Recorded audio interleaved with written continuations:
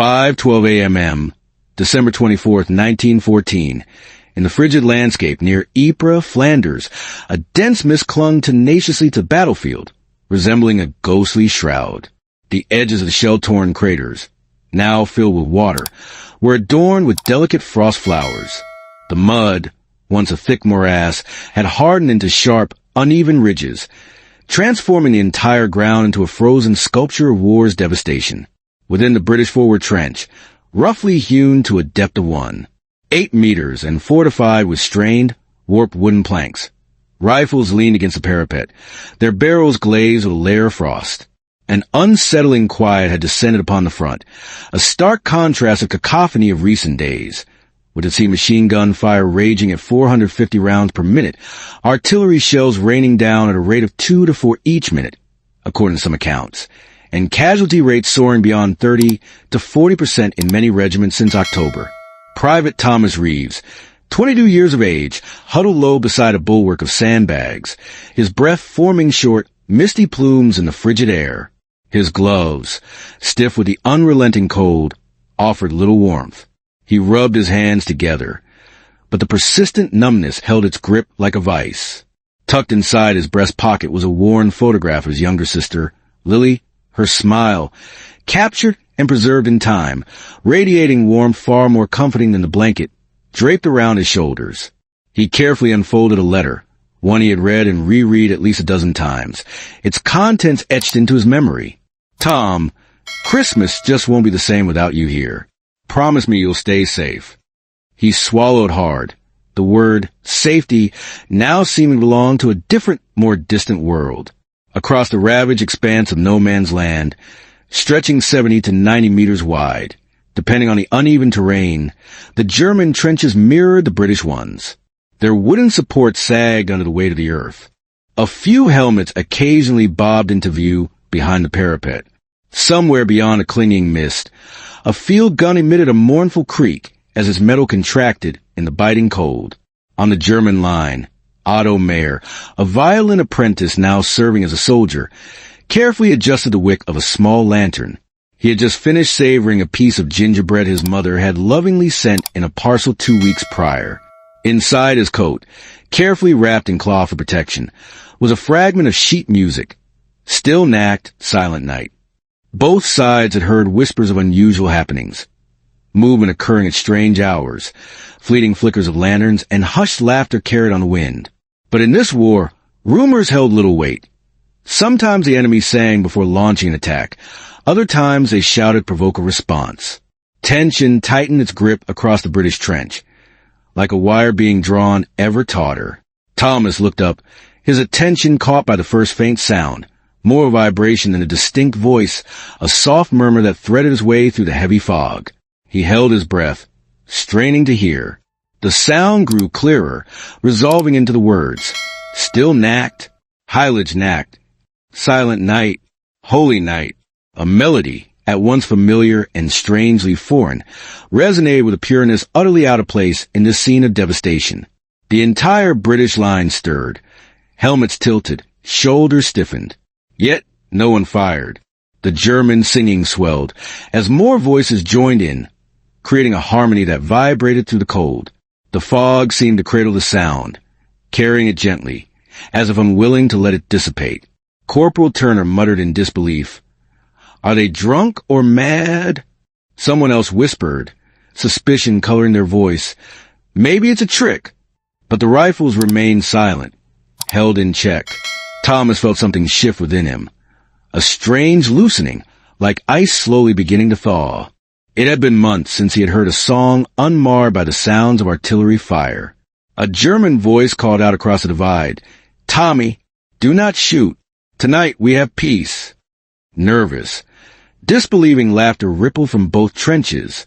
Another German voice, clearer and more distinct, chimed in, "Merry Christmas, English." Sergeant Whitfield, as rigid as the frost surrounding him, issued a stern warning. Stay sharp. No one fires unless they fire first. Yet even he couldn't fully mask the subtle change in the air. One German lantern rose tentatively above their parapet, followed by another and another. Small, warm orbs of light floated in the mist like drifting stars. Thomas stood slowly, cautiously, just enough to see beyond the edge of the trench. He spotted movement, shapes gradually becoming clearer as the lantern light spread. Then it happened. A lone German soldier climbed out of his trench. He carried no rifle, wore no helmet, only a wool cap, and his hands were raised, empty. Every British rifle instinctively jerked upward. Thomas froze, his heart pounding so loudly he could feel it throbbing in his teeth. The German took a step forward, his boots crunching on the frozen ground. Snow clung to his coat. His voice carried across the silent field. "Christmas! Today, peace!" For several seconds, the world seemed to hang suspended in time. Every man on both sides waited for the first shot to ring out. The very sky itself seemed to lean in, listening intently. Machine guns stood silent and cold, their belts coiled like sleeping serpents. Rifles remained loaded but motionless. Thomas felt something crackle in the air, not the threat of danger, but the glimmer of possibility. A British soldier to his right whispered in disbelief, "Bloody hell, he's serious." Another chuckled softly under his breath. More Germans appeared slowly, their hands raised, stepping cautiously onto the battlefield. Lantern light revealed their faces, tired, pale, lined with the same exhaustion that Thomas saw reflected in his own mirror each day. A German officer called out in accented English, "We meet in middle? Yes. Exchange gifts?" A murmur rippled through the British trench. Sergeant Whitfield struggled with the conflicting demands of the moment. Orders dictated one course of action, while the reality unfolding before him suggested another. He exhaled sharply, then conceded, "If any man is going, stay cautious. And don't go alone." Thomas felt the pulse thrumming in his fingertips. He reached for Lily's photo, pressed it once to his chest, and then carefully tucked it back into his pocket. Without fully making a conscious decision, he climbed the trench ladder. The cold struck him like a physical blow. As he rose above the parapet, his boots found purchase on the frozen earth of no man's land, a place usually traversed only by the doomed. The Germans stopped. The British stopped. Dozens of men stared at each other across a killing field that, just for tonight, refused to claim any more lives. The initial layer of the story's tension, the tentative approach, the pervasive uncertainty, the fragile beginning, filled the air like an electrical charge. Thomas stepped forward, taking one breath, then another. His legs trembled, but he continued to walk. A German soldier mirrored his movements. They met at the midpoint, where so many bodies had fallen in the preceding weeks. The German extended a hand in greeting. Thomas hesitated for a moment, then took it. The touch was warm, human, a handshake, exchanged in a place built for death. Around them, other men began to climb out of their trenches, cautious but hopeful. The impossible was happening, and it began with a single, trembling handshake in the frozen dawn of Christmas Eve. 11:48 a.m., December 24th, 1914, no man's land near Ypres. As the sun climbed higher, the fog began to thin, gradually revealing a desolate landscape of frost-covered earth, shattered ground, and rusted barbed wire. The shell holes, some spanning 2 meters in width, glistened with a thin veneer of ice. The air held a metallic tang, reminiscent of old blood lingering in the cold. The fragile peace was stretched taut, threatening to snap at the slightest misstep. British and German soldiers stood intermingled across the frozen ground, forming small, hesitant clusters. Some stared at each other awkwardly, while others offered nervous smiles. Still others kept glancing back at their respective trenches, half expecting their officers to order them back, to yank them away from this unbelievable moment. Thomas Reeves stood at the midpoint, his boots planted firmly on the icy soil. Across from him, Otto Mayer adjusted his wool scarf, his breath clouding in the air like wisps of smoke from a dying fire. Between them lay a strand of barbed wire, partially buried in frost, a silent testament to the conflict. Usually an instrument of death, it now simply formed part of the landscape. A German soldier stepped forward, holding out a small tin box. "Chocolate?" he offered, his voice tinged with hope. Thomas blinked, momentarily stunned by the unexpected gesture. The man opened the tin, revealing a slab of dark chocolate wrapped in silver foil. Thomas reached out slowly and took it. "Thanks," he murmured, his voice barely audible. The German grinned, tapping his own chest in a gesture of introduction. "Johann." Thomas reciprocated, tapping his own chest. "Thomas." Nearby, a group of Scotsmen meticulously examined a German cigar, passing it around as if it were a mythical relic. Laughter, genuine and fragile, rose into the air, momentarily eclipsing the sounds of war. Then the chaos began. Not a chaos of violence, but rather a surge of unleashed energy, a sudden, unstoppable wave of motion as the men realized, with growing certainty, that no one was going to shoot. Bodies poured out of the trenches, first in dozens, then in hundreds. They walked with initial caution, their rifles still slung over their shoulders, but with each step they seemed to shed another layer of fear, another burden of war. Someone shouted, "Bring the football!" Another voice yelled out in German, "We have a ball too." Within minutes, the field had come alive with activity. A German baritone began singing, "O Tannenbaum, O Christmas Tree," his voice strong and clear. A British tenor countered with Good King Wenceslas, their voices overlapping, sometimes off-key, but always infused with a raw, brilliant emotion. Thomas watched as Otto carefully lifted his violin from its cloth case. The wood gleamed like warm honey in the pale sunlight. Otto gently touched the strings, testing their pitch, and then began to play. A slow, trembling melody filled the air. Still Knack, Silent Night. But it sounded different now, richer, fuller, as if the field itself was singing along. Men from both armies drifted closer, drawn to music like moths to a lantern. Some wiped tears from their eyes, overcome by the sheer beauty of the moment. Thomas closed his eyes for a moment, picturing Lily sitting by the fireplace back home, reading the last letter he had sent. He imagined her asking, "Are you safe, Tom?" Safe. In a war. Yet at this moment, oddly, impossibly, yes. A German officer approached the British group, his boots crunching rhythmically on the ice. He lifted a bottle of wine, offering it as a gesture of peace. "For sharing," he said. A British sergeant eyed the bottle, then the officer, and then cracked a wide grin. "Only if you try our biscuits. They could break your teeth." The Germans laughed, their voices mingling with those of the British. One of them replied, "We have hard bread too. It is a fair exchange." Behind them, two groups were preparing for a football match, marking makeshift goalposts with sandbags and discarded helmets. Men placed bets, wagering mostly cigarettes and tins of beef. Thomas joined the crowd moving toward the improvised pitch. The ground was slippery, but morale climbed with every step. A British corporal blew a whistle, signaling the start of the game. The ensuing chaos was exhilarating.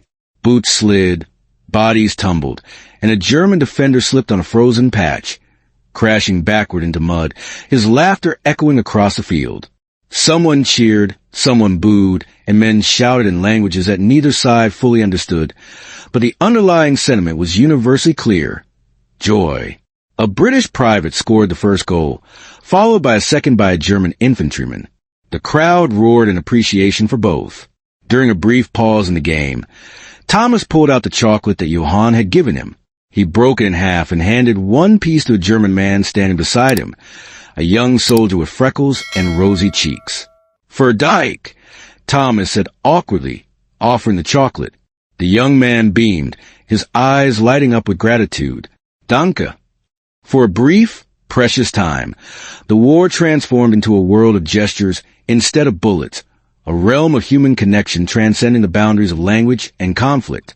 Then, like a knife slicing through fabric, a deep rumble shook the air. Artillery, distant but unmistakable. The laughter faltered, and men turned instinctively toward the rear lines, their faces etched with concern. Smoke rose faintly behind the trees, barely visible but real enough to cast a shadow over fragile peace. A British lieutenant barked, "Hold your positions.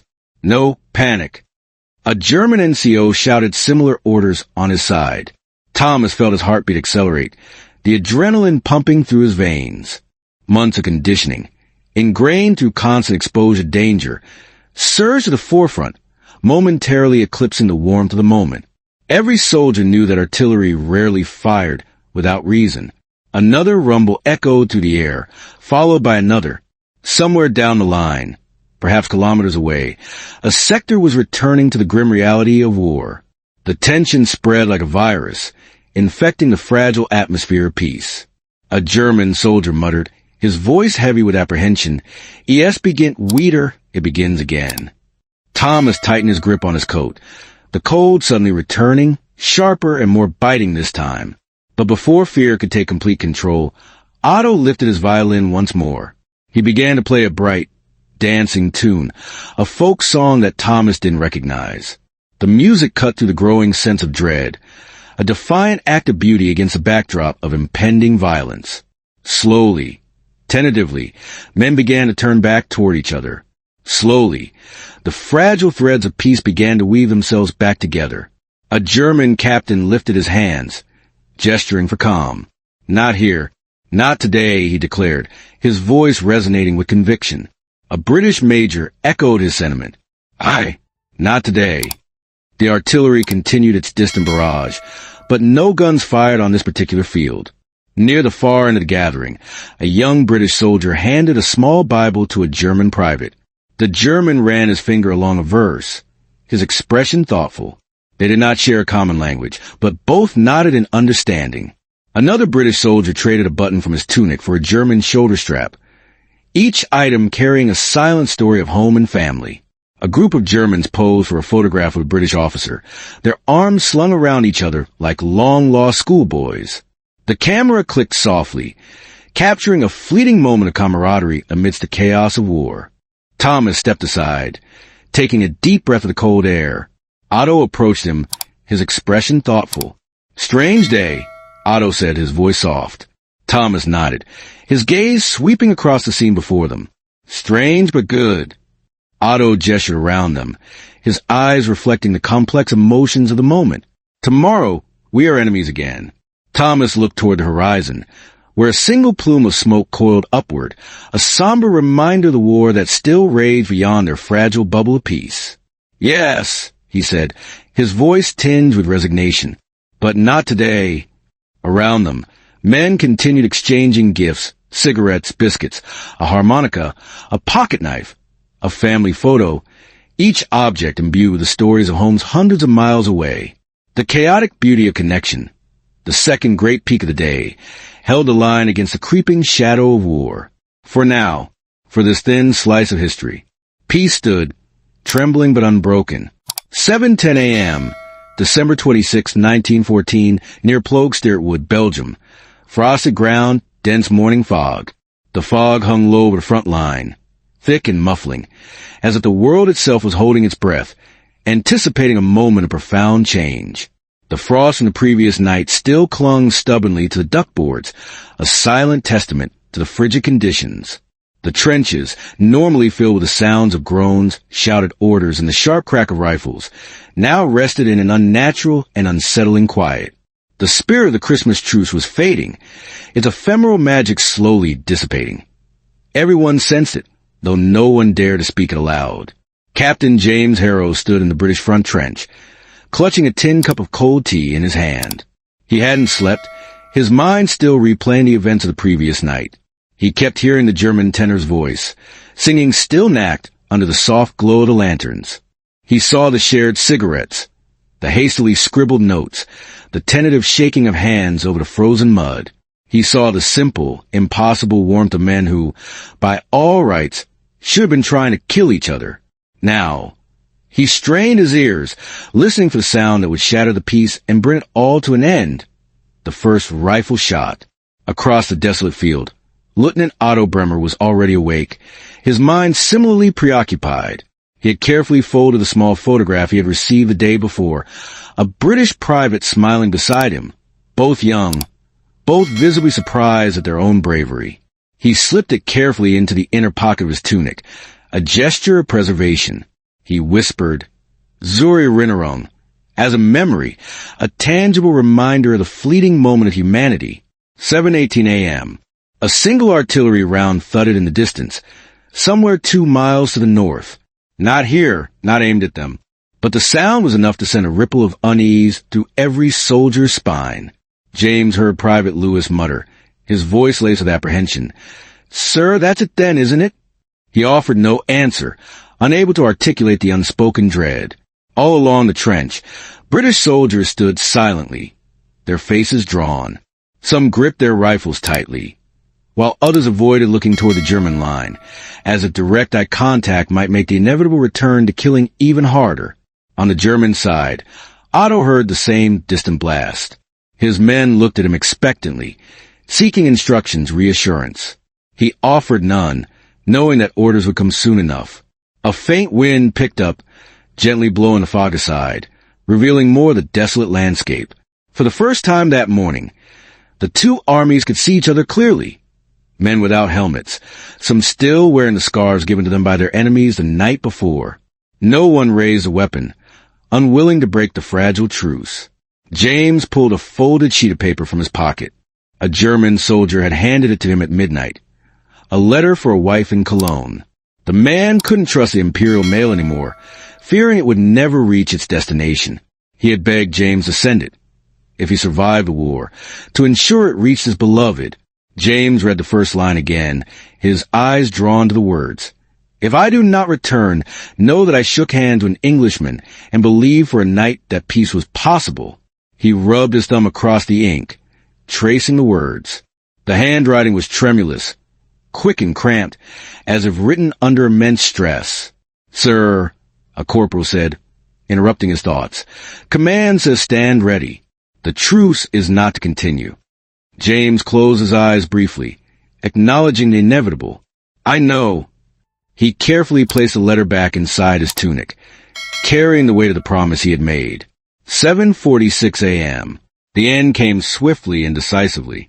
Not a warning shot, not an accident. Someone down the line, far to the south, fired deliberately, shattering the fragile peace with a single act. The sound sliced through the morning air, and every soldier on both sides flinched, as if struck by a physical blow. The truce, fragile as frost, shattered instantly. More shots followed, not many, not yet, but enough to break the spell, to irrevocably change the atmosphere. British rifles snapped into action, firing from sector to sector. German machine gun crews scrambled into position, their movements practiced and efficient.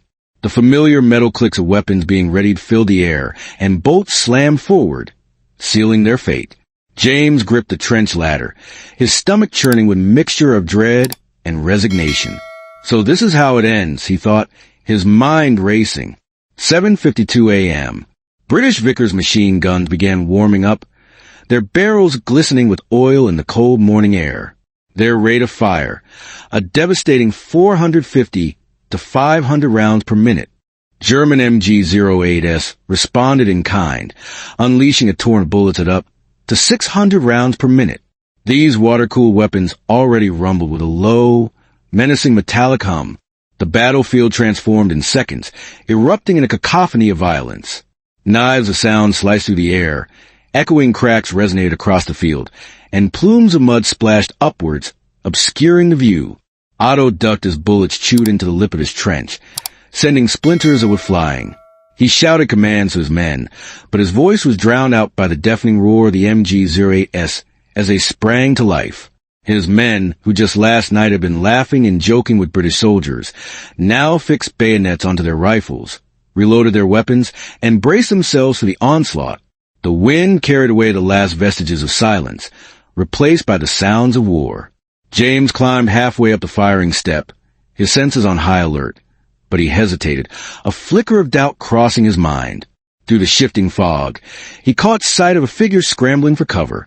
A German soldier, unarmed, desperately rushing to pull his wounded comrades back on the exposed open ground. A photograph slipped from James's tunic, a memento of the previous day's unlikely peace. He reached for it too late. It was a German soldier's gift from last night, the one taken with Otto, capturing a moment of shared humanity. The paper fell into the mud, its image destined to be marred. He heard a whistle blow sharply behind him. Orders. Fire. James fired into the fog, not knowing at what he was aiming. He only knew that he had obeyed the order, succumbing to the demands of war. Otto signaled his squad to shift left. Hand up, fist closed, 2 rapid gestures. His men moved instinctively through the trench, their movements precise and efficient. Shells began landing nearby, each impact sending clouds of frozen soil raining down upon them. Mortar ranged from both sides, about 400 to 600 meters. Accuracy, unpredictable in the fog, making the situation even more perilous. A shell exploded close enough to knock Otto backward, the force of blast throwing him against the trench wall. His ears rang, and he tasted blood in his mouth. The fog thickened with dust, smoke, and the bitter stench of cordite, making it difficult to see or breathe. But he crawled back to his feet, his determination unwavering. He shouted for a medic, his voice cracking with strain. Human voices always sounded small and insignificant in the midst of artillery fire. 8:15 a.m. War reestablished its grim rhythm, cold, mechanical, merciless. British trench depth, 2 to 3 meters, reinforced with timber and corrugated iron. German trenches, deeper in this sector, 3 to 4 meters, with firing niches and strategically placed machine gun ports. The two trench designs, born from fear, mud, and the cold mathematics of survival, ground back into their intended purpose. Casualty rates climbed quickly, each death a tragic consequence of the renewed fighting. Later reports estimated losses of up to 30% in some regiments after the truce ended, according to some sources. James received word that one of his men, the same one who had played football with such enthusiasm the night before, had been struck by machine gun fire. The news hit him harder than any shell could have, a visceral reminder of the human cost of the conflict. He turned away, bracing himself against the trench wall, the weight of the news pressing down on him. The football was still lying in the mud between the lines, a forgotten symbol of peace, untouched and forlorn. As the firing intensified, James withdrew deeper into the trench, seeking a small measure of protection. He tried to block out the thoughts of the German soldiers he had met, faces now turned into anonymous targets by the inexorable logic of war. He spotted the fallen photograph, half soaked in mud, lying discarded on the trench floor. He picked it up and wiped it clean, almost tenderly, as if attempting to salvage a piece of the lost piece. Otto, on his side, was tending to a badly injured private, his face grim with concern. He ripped a scarf, British, to use as a makeshift bandage, hoping to staunch the bleeding. The man bled out anyway, his life slipping away despite Otto's desperate efforts. Otto closed his eyes, grief washing over him. For one day, they had been human beings together, sharing moments of joy and camaraderie. Now, they were enemies again, forced into conflict by decisions made far behind the lines. 11:40 a.m. The fog lifted completely, revealing the full extent of the devastation. Artillery fire now had clear visibility, and shells from both sides rained down at a rate of 10 to 15 per minute along the sector. The ground shook violently, and the frost melted into a thick, clinging mud.